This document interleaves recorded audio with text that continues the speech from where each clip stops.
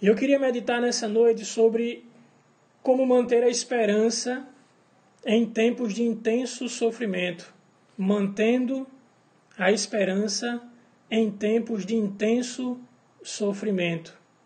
E para isso eu quero ler o texto com os amados, Lamentações de Jeremias, capítulo 3, versículos 19 ao 29, diz assim a Sagrada Escritura: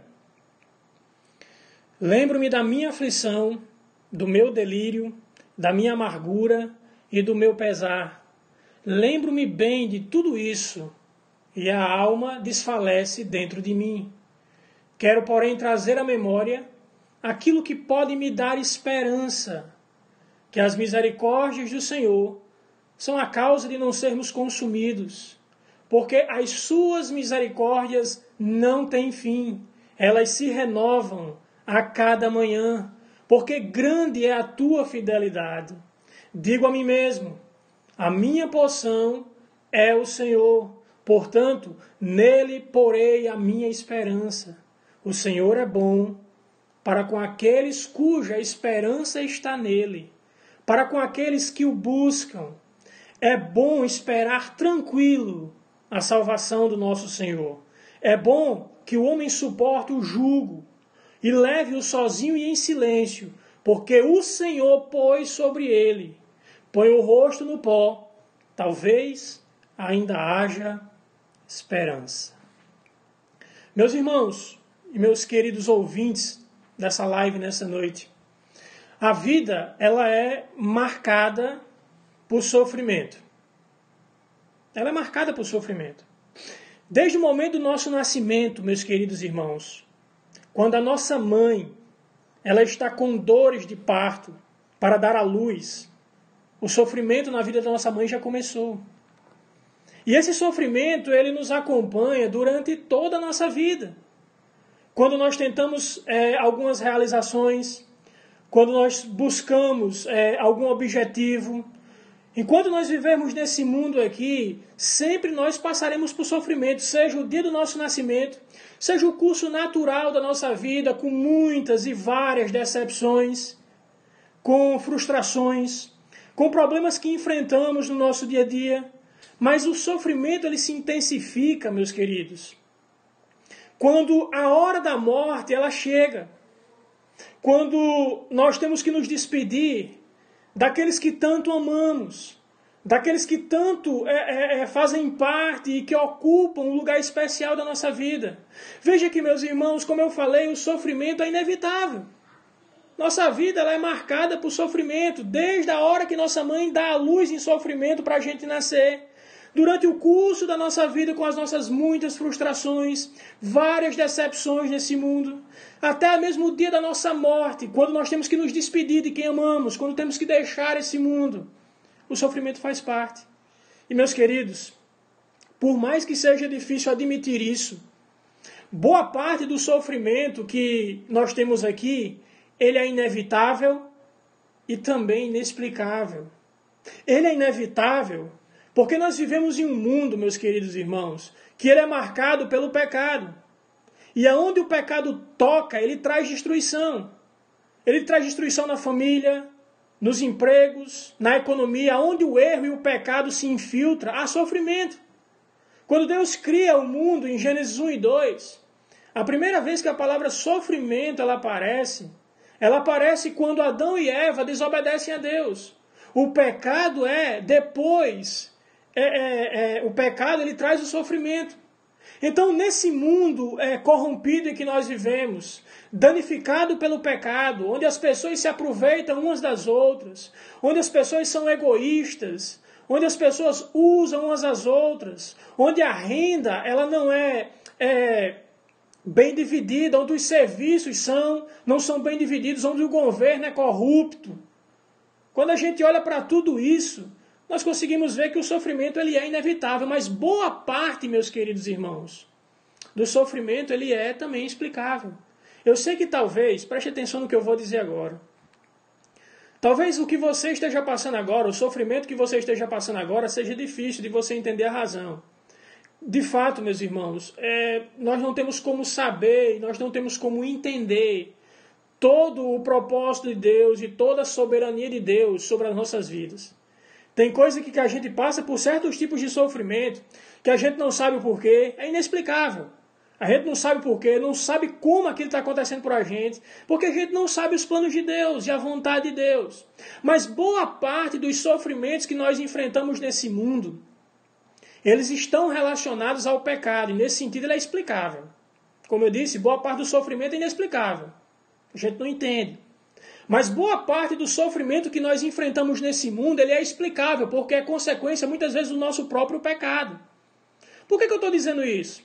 Porque quando nós olhamos para o contexto do profeta Jeremias em Lamentações, foi o pecado do povo contra Deus que levou o povo a enfrentar uma situação gigantescamente terrível. Eu acho que não há como mensurar de forma lógica e de forma precisa o sofrimento que aquele povo estava enfrentando. Eles haviam abandonado a Deus, eles haviam deixado de cumprir a vontade de Deus, então Deus disciplina aquele povo. Manda que um outro povo venha e destrua a cidade do povo de Israel. Traga disciplina para aquele povo. E quando Jeremias contempla toda a destruição de Jerusalém, da sua cidade natal, ele começa a escrever o livro de Lamentações. E é interessante que quando nós chegamos no verso 19 e 20 que a gente leu, o profeta ele fala como se o próprio povo estivesse também sentindo aquilo, era como se fosse um sentimento comum de todo o povo. Ele diz, eu lembro de tudo isso, ou seja, toda a destruição que eu vi, toda a desgraça que eu vi, todo o pecado do meu povo, e isso abate a minha alma. Veja que o profeta aqui, devido a estar contemplando a ruína do seu povo, o sofrimento do seu povo, ele começa a estar com a sua alma abatida, o seu coração quebrantado. É isso que ele diz nos versos 19 e 20. E quando nós olhamos os versos 21 até o 29, nós vimos que o profeta ele começa a falar sobre esperança. E nós aprendemos, meus irmãos, com o profeta nesse texto, o que fazer, como nós podemos ter esperança, mesmo em meio aos intensos sofrimentos. Mesmo em meio a um contexto, a um tempo de intenso sofrimento. E o profeta, meus irmãos, nos ensina para que a gente tenha esperança. Em meio a tempos de intenso sofrimento, é necessário que, em primeiro lugar, nós lembremos da misericórdia do Senhor. Veja que o verso 19 e o verso 20 diz, eu lembro de tudo isso, de toda a minha amargura, de toda a minha dor, e a minha alma se abate dentro de mim. Agora veja o verso 21. Todavia, eu quero trazer à memória apenas aquilo que pode me dar esperança. O povo estava sem esperança. O povo estava em intenso sofrimento, sem nenhuma gota de esperança no coração deles. Mas agora Jeremias está ensinando como eles podem ter esperança em meio a todo aquele sofrimento, lembrando da misericórdia do Senhor. Veja que o verso diz, as misericórdias do Senhor são a causa de não sermos consumidos, porque as suas misericórdias não têm fim, porque grande é a sua fidelidade. Meus irmãos, Jeremias viu a desgraça daquele povo de uma forma que nenhum de nós é capaz de descrever. Ele viu a fome, quando os exércitos da Babilônia cercaram a cidade e não deixavam que pessoas nem entrassem nem saíssem. Ele viu várias pessoas mortas no meio da rua. Ele viu doenças dentro das muralhas de Jerusalém. Ele viu toda a crueldade, toda a maldade dos povos da Babilônia. Ele viu mães matarem seus filhos recém-nascidos e cozinharem porque não tinham o que comer, então comeram seus próprios filhos. Veja que esse tipo de desgraça não é algo normal de se ver nos tempos de hoje. Ele viu a fome, ele viu a morte, ele viu a crueldade do exército babilônico quando destruiu as muralhas contra velhos, contra crianças, contra grávidas. Ele viu toda aquela desgraça e toda aquela maldade, viu o templo do Senhor destruído. Ele viu o povo sendo levado cativo, escravo para a Babilônia. Ele viu toda a miséria daquele povo. A dor de Jeremias era maior porque ele sabia que foi o pecado do povo que levou Deus a castigar o povo daquela forma. Mas contudo, meus irmãos, de forma graciosa, o profeta traz à lembrança uma coisa que podia aliviar a sua dor e dar esperança. As misericórdias do Senhor não têm fim. Elas se renovam a cada manhã. A lembrança da misericórdia do Senhor deve recobrar as nossas forças. Se o Senhor retirar a misericórdia, meus queridos, da nossa vida, nós somos consumidos.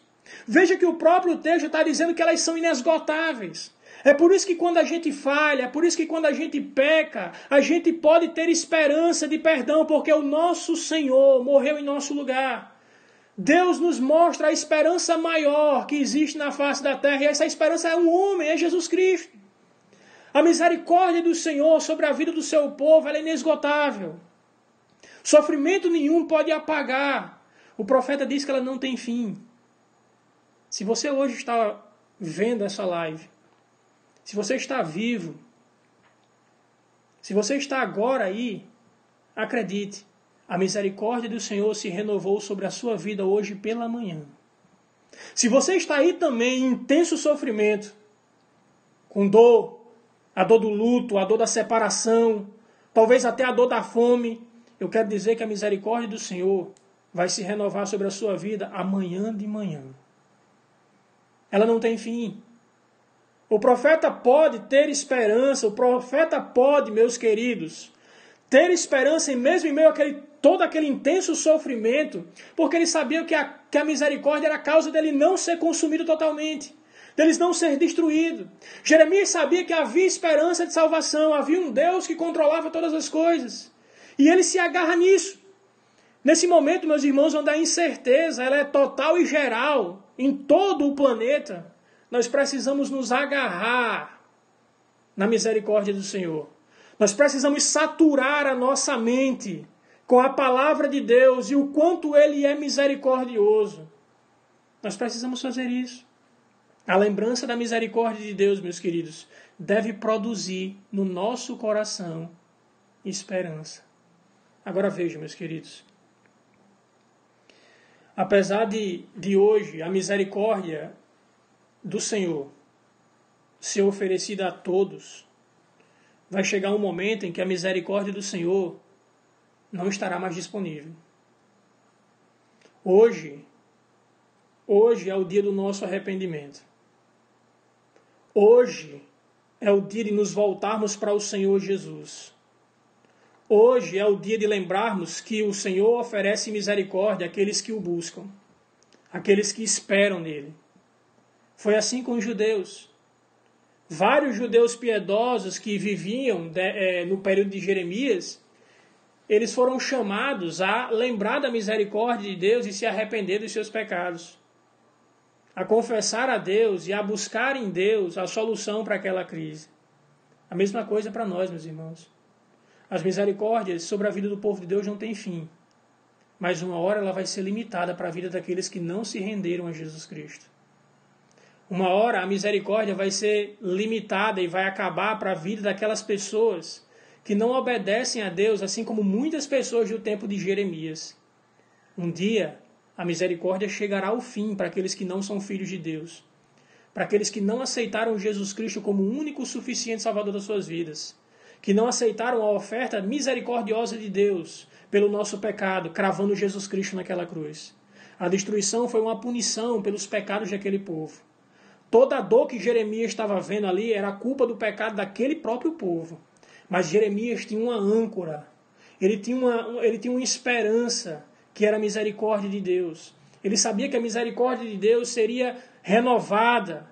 Ele daria mais uma oportunidade. Assim como ele tem dado várias e várias oportunidades ao longo de tanto tempo, meus irmãos, na história da igreja. Durante tantos e tantos tempos, as pessoas têm rejeitado a misericórdia de Deus, a oferta de Deus pelo seu pecado. As pessoas têm continuado a viver suas vidas distantes de Deus como o povo de Jeremias, até que Deus enviou o juízo e até que Deus trouxe a destruição para eles. Se você quer manter a esperança em tempos de intenso sofrimento como esse nosso, lembre-se da misericórdia de Deus. O Senhor é misericordioso sobre a sua vida. A misericórdia de Deus sobre a sua vida se renova a cada manhã.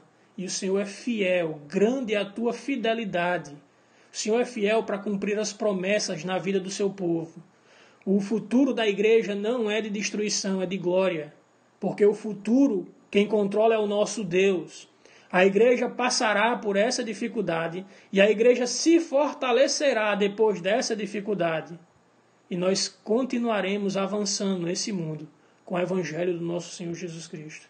Isso nos adverte também, meus irmãos, que nós precisamos não pensar nas misericórdias de Deus de forma relaxada ou pecaminosa. Quando é que eu penso na misericórdia de Deus de forma pecaminosa? É tipo assim: eu cometo um pecado que eu sabia que não era para ter feito, que eu já tinha cometido, mas aí eu cometo de novo e ao invés de me arrepender, ao invés de sentir remorso, ao invés de sentir dor no meu coração e de ir até Deus em oração, pedindo perdão e pedindo que Ele me dê força para lutar contra o pecado, eu simplesmente digo: não, mas espera aí, Moisés, você acabou de dizer que as misericórdias do Senhor não têm fim.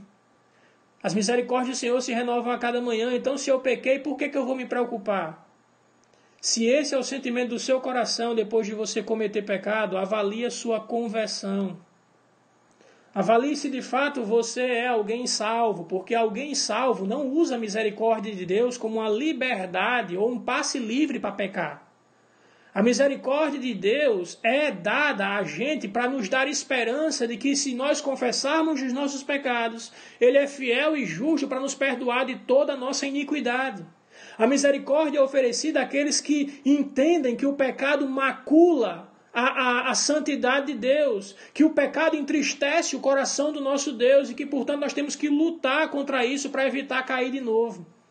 A misericórdia se renova sobre a vida do povo de Deus, daqueles que entendem que deve viver para agradar a Deus acima de qualquer circunstância e acima de qualquer situação, acima de qualquer pensamento próprio. As misericórdias não têm fim. Meus queridos, que nesse momento de intenso sofrimento, que em primeiro lugar nós mantenhamos a nossa esperança, lembrando que a misericórdia do Senhor não tem fim, ela se renova a cada manhã, porque o nosso Deus é fiel. Ele cumprirá as promessas que Ele nos fez na Sagrada Escritura para o seu povo. Mas em segundo lugar, meus queridos, para que eu possa manter a esperança em tempos de intenso sofrimento, eu também preciso colocar a minha esperança, na bondade do Senhor. Eu preciso lembrar da misericórdia do Senhor, mas eu preciso colocar toda a minha esperança na bondade do Senhor e não nas soluções desse mundo. Veja o que é que diz o verso 24 a 26. Digo a mim mesmo, a minha porção é o Senhor. Portanto, nele esperarei. Nele porei a minha esperança. O Senhor é bom para com aqueles cuja esperança está nele, para com aqueles que o buscam. Bom é esperar tranquilamente a salvação do Senhor. Meus queridos, alguém já disse que nós podemos viver nesse mundo sem muita coisa. Nós podemos viver sem um carro, nós podemos viver sem uma casa própria, nós podemos conseguir viver sem um emprego, nós conseguimos viver sem família. O que nós não conseguimos viver é sem esperança. Aqueles que perdem a esperança, eles entregam os pontos. E normalmente eles perdem a esperança porque eles colocam a esperança em coisas que não têm sustentação própria, em coisas que não são tão firmes. Talvez nesse momento, meus irmãos, algumas pessoas estejam colocando a esperança em um possível descobrimento de alguma vacina.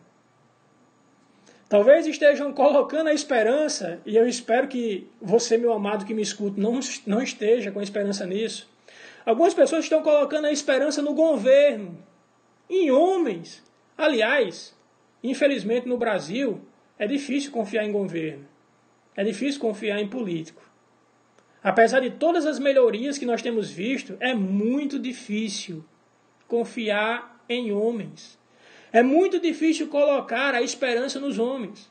O salmista, diversas vezes, no livro dos Salmos, ele diz que o socorro do homem é vão. Esperar, confiar na sua própria força, ter esperança na sua habilidade, ter esperança nos seus guerreiros, é vão. E muitas pessoas hoje, elas estão colocando a esperança onde não há sustentação. Não existe sustentação nesse mundo que possa manter a esperança. A prova maior é o quê? Esse período que nós estamos vivendo. O dinheiro não pode dar esperança. Porque quando a doença bate e destrói o seu corpo, o dinheiro não vai lhe dar um pulmão novo, não. Algumas pessoas colocam esperança na medicina, mas a medicina está confusa. Estão tentando. E Deus, oro para que Deus ilumine os cientistas, ilumine os pesquisadores para encontrar a cura. Mas se Deus não intervir, vão continuar correndo feito cego de um lado para o outro. Aonde, meu querido irmão? Aonde, meu ouvinte? Aonde você tem colocado a sua esperança? Em tempos tão sombrios como esse nosso. Quando eu olho para o contexto de Lamentações, eu vejo que o pecado arrancou toda e qualquer raiz de esperança do coração daquele povo. O pecado roubou daquele povo a esperança do perdão de Deus. O pecado roubou daquele povo a esperança da presença de Deus na vida deles. O pecado roubou a esperança do amor de Deus. Depois que aquele povo havia pecado e caminhado para longe de Deus, e a disciplina veio, e o sofrimento intenso veio, a lembrança de que tudo aquilo era consequência do pecado deles, roubou a esperança. Jeremias aqui está chamando o povo, ele está chamando os seus compatriotas a colocarem a esperança na bondade do Senhor. O Senhor sempre tem um plano bom. O Senhor sempre tem um plano maravilhoso. A prova maior, meus queridos, é esse próprio texto de Jeremias. Depois que o povo vai para o cativeiro por causa do pecado de adorar outros deuses a não ser o nosso próprio único Deus, depois que eles voltam do cativeiro, depois que o sofrimento que Deus envia, ele manda a redenção depois que ele tira o povo daquele sofrimento, aquele povo nunca mais ousou a se tornar idólatra de novo. Aliás, por diversas vezes, reinos que subjugaram a nação de Israel tentaram colocar divindades dentro do templo. Mas isso gerou incessantes revoltas. Por quê? Porque aquele povo sabia o que o pecado havia feito com eles. O pecado tinha levado eles a experimentar todo tipo de desgraça e todo tipo de sofrimento sobre a vida deles. Não havia mais nenhuma esperança neles mesmos. Eles tinham que colocar toda a esperança na bondade de Deus. E Deus é bom. Deus trouxe eles de volta. Eu sei que nesse momento, talvez, meus queridos, alguém tenha passado por perca. Alguém tenha perdido um ente querido, tenha perdido o emprego ou esteja perdendo a sua saúde. Eu sei que é difícil, é doloroso. Mas o profeta lembra que o Senhor é a sua herança. O que mais nós precisamos nesse momento é entender que o Senhor lhe é suficiente. Ele é suficiente na vida e Ele também é suficiente na morte. Ele é suficiente de uma tal forma que mesmo que Ele permita que esse vírus tome conta do nosso corpo e a gente saiba que a hora da nossa partida se aproxima, por mais que a gente lembre dos nossos entes queridos, Ele é suficiente para acalmar o nosso coração e nos dar a certeza que do outro lado encontraremos um Cristo para abraçar. Encontraremos algo que foi projetado desde a eternidade e que o pensamento humano não pode conceber. Algo que foi projetado por um Deus amoroso, que criou cada detalhe da existência futura, pensando em mim e em você. Assim como Jesus morreu naquela cruz pensando em todos os seus irmãos, filhos do nosso Pai Celestial, o céu foi projetado pensando em você. Então nós precisamos colocar a esperança nessa bondade de Deus, que apesar de que as coisas estão ficando difíceis, está ficando para todo mundo. O nosso Deus é bom. O nosso Deus continua com um plano maravilhoso para o bem da sua vida. É por isso que o profeta vai dizer, a minha porção é o Senhor. O profeta havia perdido casa, amigos, talvez até irmãos. Olhou para um povo que perdeu tudo, até a liberdade, porque foram levados escravos para outra terra, para trabalhar feito um burro de carga, sem receber nada. Mas o profeta diz, lembrem-se, o Senhor é nossa porção. Coloquem a esperança na bondade do Senhor. Bom é o Senhor para aqueles que aguardam nele. Bom é esperar tranquilamente a salvação do Senhor. Eu gosto desse termo tranquilamente, porque nós temos a tendência de se desesperar, né? E às vezes a gente se desespera, questiona Deus. A gente fica perguntando por quê. E às vezes a gente não percebe que ainda não chegou o fim. E quando chegar o fim, pode ter certeza, você vai olhar para trás e vai dizer, foi bom. Obrigado, Deus.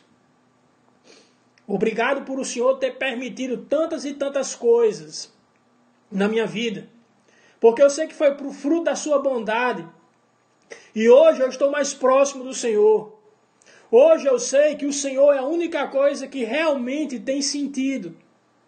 Hoje eu sei que o Senhor é suficiente. Nós nunca, meus irmãos, nunca teremos a certeza de que o Senhor é suficiente até que Ele seja a única coisa que a gente tenha. E essa pandemia, ela está levando muitas pessoas a ter a única coisa que elas possuírem é o Senhor. É a fé no Senhor. E essas pessoas aprenderão, na morte ou na vida, que o Senhor é suficiente. Que o Senhor é a maior herança que eu posso ter. Que nada nesse mundo pode apagar as promessas deles, a promessa deles sobre a nossa vida. Que nada nesse mundo pode nos separar do amor de Deus que está em Cristo Jesus. Então coloque a sua esperança na bondade do Senhor. Lembre-se sim da misericórdia do Senhor, mas coloque toda a sua esperança na bondade do Senhor. Não coloque a sua esperança no homem. Não coloque a sua esperança na medicina, porque eles não têm sustentação própria. Coloque a sua esperança no Senhor. O Senhor é bom. Para quem? O texto diz, para aqueles que o buscam, para aqueles que esperam nele. Mas o texto vai adiante, meus irmãos. O texto ele nos diz que, em terceiro lugar, para que nós possamos suportar tempos de intenso sofrimento, além de lembrar que a misericórdia de Deus não tem fim, além de colocar a esperança na bondade desse Deus, nós precisamos também suportar a disciplina de Deus. O sofrimento que aquele povo estava passando, do qual Jeremias, ele se coloca como um representante do povo, era consequência do pecado, do abandono de Deus. Aquele povo havia abandonado a Deus, havia colocado outras coisas acima de Deus. E aí Jeremias, como representante do povo, chamando aquele povo para que naquele tempo de intenso sofrimento colocasse a esperança na misericórdia de Deus e colocasse também a esperança na bondade de Deus, confiar na misericórdia e colocar a esperança na bondade de Deus, ele chama também aquele povo a suportar a disciplina de Deus. Veja o que é que o texto diz. Verso 27 e 29. É bom que o homem suporte o jugo enquanto é jovem. Leve-o sozinho e em silêncio. Porque o Senhor, quem botou? O Senhor pôs sobre ele Agora veja o que Jeremias diz. Ponha o seu rosto no pó. Talvez ainda haja esperança. Meus irmãos, a severidade da disciplina do Senhor fez os profetas, muitos deles, como por exemplo Abacuque, entrar em parafusos. Ficarem totalmente sem nenhuma palavra, porque o povo que Deus trazia para disciplinar o seu povo eram gente terríveis, de maldade e de crueldade sem nunca vista. E quando nós olhamos para essa severidade, muitas vezes entra-se em parafuso. O povo estava amargando uma disciplina pesada e muitos se perguntavam se Deus havia rejeitado o povo para sempre. Se Deus havia abandonado. Jeremias diz o quê? Não! Tenham esperança. Mesmo em meio a esse sofrimento, lembre-se que a misericórdia do Senhor na vida do seu povo não tem fim. Coloque a sua esperança na bondade desse Senhor, na bondade desse Deus. Agora eu quero chamar vocês a suportar a disciplina. Suportem a disciplina. Meus irmãos, os pecados do povo de Deus, eles nunca vão ficar sem correção. Nunca. Quando nós temos um pai que nos ama, quando nós somos criança, quando a gente erra, o nosso pai nos corrige. Porque muitos dizem aquela famosa frase, né? É melhor eu disciplinar, é melhor eu dar uma chinelada do que a polícia bater. Agora imaginem Deus. Um pai perfeito. Um pai que conhece a necessidade e o tanto de sofrimento que cada um aguenta.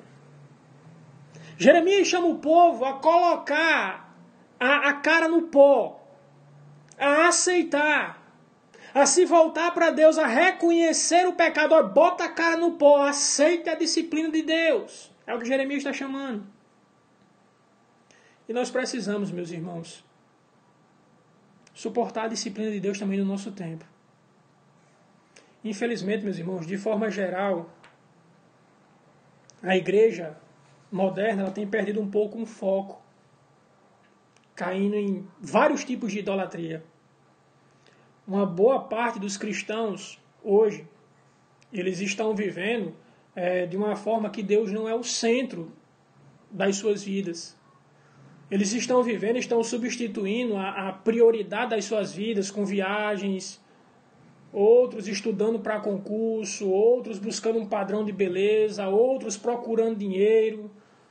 Nada disso é errado, meus irmãos. Nada disso é errado. Não é errado você ser concursado, não é errado você viajar para esparecer. O errado é quando você coloca isso como o centro da sua vida. Quando você coloca isso no lugar de Deus, a ponto de você estar muito mais preocupado em atingir esses objetivos do que adorar a Deus, do que cultuar a Deus. Infelizmente, meus irmãos, essa pandemia, ela tirou todas essas possibilidades que eu disse, para que o mundo e a igreja entendam que nós precisamos somente de Deus. Deus não permite uma coisa para o nosso mal, não. A igreja é chamada a entender que Deus disciplina quando a igreja, nós, porque a igreja não é parede não, a igreja é eu e você. Quando a igreja não entende o papel que ela tem, quando a igreja não coloca o nosso Deus como centro de tudo, Deus disciplina a igreja. Deus não pode deixar que a igreja ela permaneça no erro, porque senão Ele não nos amaria. O autor de Hebreus diz que Deus castiga e disciplina todo aquele que tem por filho. Se a igreja está errando, se a igreja está perdendo o foco e permanece sem ser disciplinada, provavelmente Deus não ama a igreja. Mas graças a Deus que o nosso Deus disciplina. Quando erramos, quando falhamos, não precisamos perder a esperança debaixo da disciplina de Deus. Não, pelo contrário. Devemos ter esperança que como um pai amoroso, Ele está nos corrigindo para o nosso bem. E acredite, todo esse sofrimento que a gente está passando vai ser para a glória dEle. Não deixe que o seu coração entre em desespero quando estiver sendo disciplinado por Deus.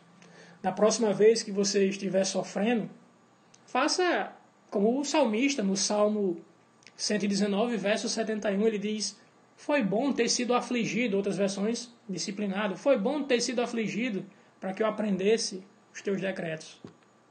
O salmista sabia que todo sofrimento permitido por Deus tem um benefício. Acredite. Se você não perceber esse benefício agora, uma hora ou outra você vai perceber, porque o nosso Deus só nos disciplina para o nosso bem. O apóstolo Paulo resume bem essa questão.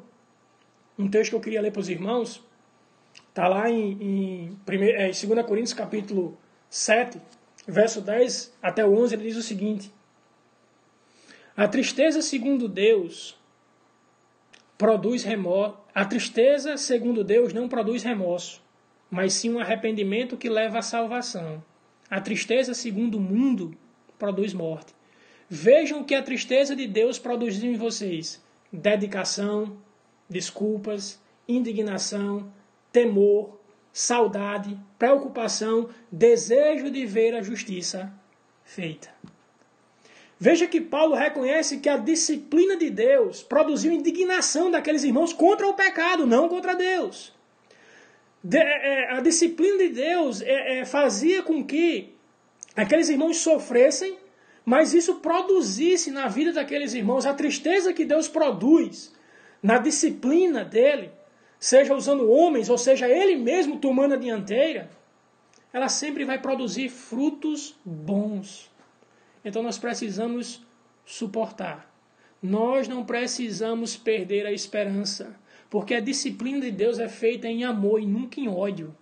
Às vezes, como pai, por causa da natureza pecaminosa, a gente pode disciplinar o nosso filho com ódio. E quem aqui nunca cometeu esse erro? Mas nenhuma vez que o Senhor permitiu o sofrimento sobre a vida da igreja e do seu povo, Ele permitiu com ódio. Ele permitiu com amor, mas com amor intenso. De nos ver transformados à imagem do seu Filho. De nos ver totalmente dependentes dEle. De nos ver totalmente satisfeitos unicamente nele, não nas coisas desse mundo. Então, quando os momentos de intenso sofrimento quiser roubar a esperança do seu coração, lembre-se que a misericórdia do Senhor não tem fim. Busque colocar a esperança na bondade do Senhor. E, acima de tudo, suporte a disciplina do Senhor sobre a sua vida.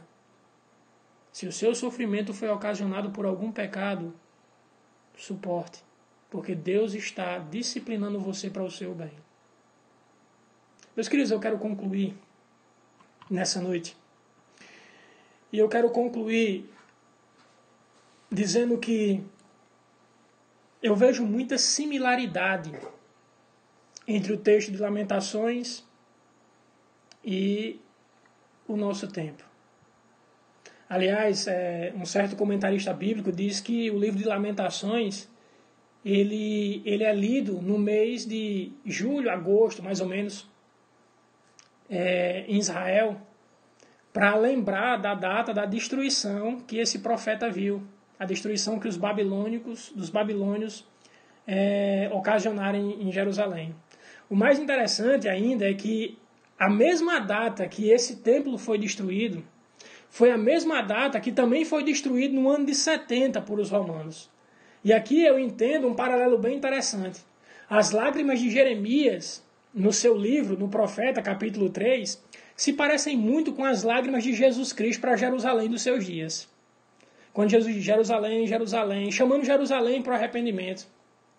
A lição que eu vejo na destruição, nessa justa destruição, seja nessa que o profeta Jeremias está contemplando, no ano de 586 a.C., seja a destruição do ano 70 depois de Cristo, todas elas nos ensinam uma preciosa lição. E a lição é clara. Se Deus não hesitou, meus irmãos, em julgar o seu povo que Ele tanto ama, o que é que você acha que esse Deus vai fazer com as nações que rejeitam a sua palavra? Agora olhem para o mundo. O nosso mundo respira a rejeição à palavra do nosso Deus. Ora, se o nosso Deus julga o seu povo, disciplina o seu povo, o que é que Ele não faz com nações que não temem a Deus? com nações que ignoram a Deus. É claro que ele vai trazer disciplina.